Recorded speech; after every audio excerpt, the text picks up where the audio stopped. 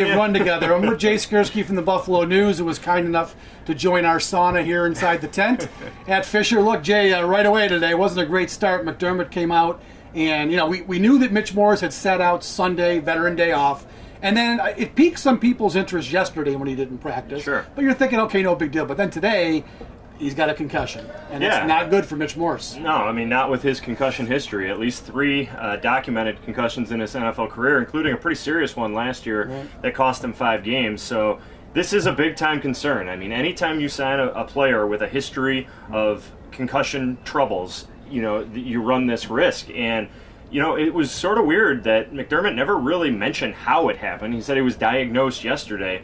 Well, he didn't practice Sunday, so did it happen in Saturday's first padded practice? Right. I guess maybe, and the symptoms don't start to show up until later. Kind of a strange situation, and really a terrible development for this offensive lineman. And let's face it, you make the guy the highest paid center in the league, he's expected to be a key contributor for you, and I think that goes without saying. Absolutely. I mean, there's a big hole in the middle of this line if he's not going to be there. And like you said, his history lends some worry to this, because you get one, you're always going to get others. You just never know. And you never know. And he's playing at a position where you're going to bang your head an awful lot. So Absolutely. I think that was a disturbing development today. Now, the other guy who was not here today, LeSean McCoy, and it didn't seem like it was it was something they knew was coming. He didn't really share what it's about. Yeah. I don't know if it's part of his legal troubles. I know he just had the settlement that he had to pay. That's right. Philadelphia. $55,000. And I don't know about the thing last year, where that stands, but I don't know if it's because of that, or maybe it is a personal thing. I don't know. Did you hear anything? Or? I did not. I mean, obviously with the news coming out that he did have this settlement, you kind of, that leads you to believe that maybe it's tied into that. But you're right. I mean, LeSean McCoy has got a few different off-the-field issues going on, and the ongoing investigation down in Georgia. The last we heard from the NFL's perspective, this was still an active investigation. Seems to be taking an awfully long time, but could be that. But you're right. Sean McDermott made it sound like he was asked whether he anticipated this being a multiple-day thing, and he sounded like it would be shorter term than longer term, which is.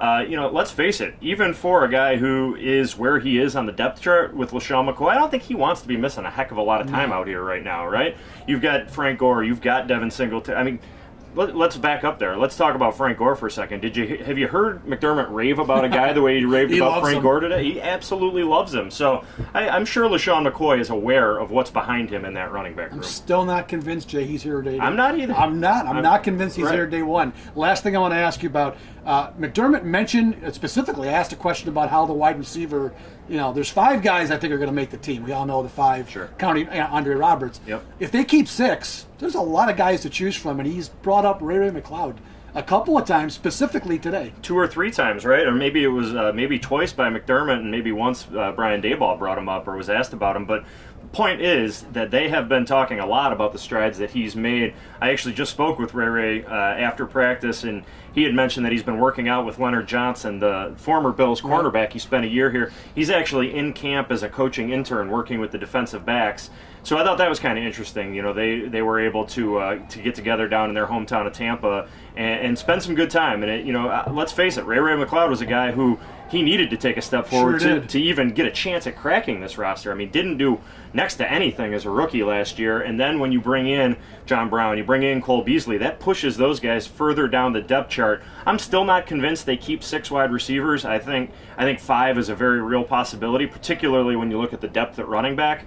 But McCloud, at least in the very early stages here of camp, is making a push, at least giving them something to think about. Yeah, I mean, when they signed those guys in the offseason, I had McCloud off the team. Sure. There was no way he's making it. I think most did. But he had a good spring, and he's had a good 6 days here so far. Yeah. All right, I'm going to thank Jay for being here today. We'll be back here tomorrow again, a 9:45 practice, open to the public at St. John Fisher College. Have a great day, everybody.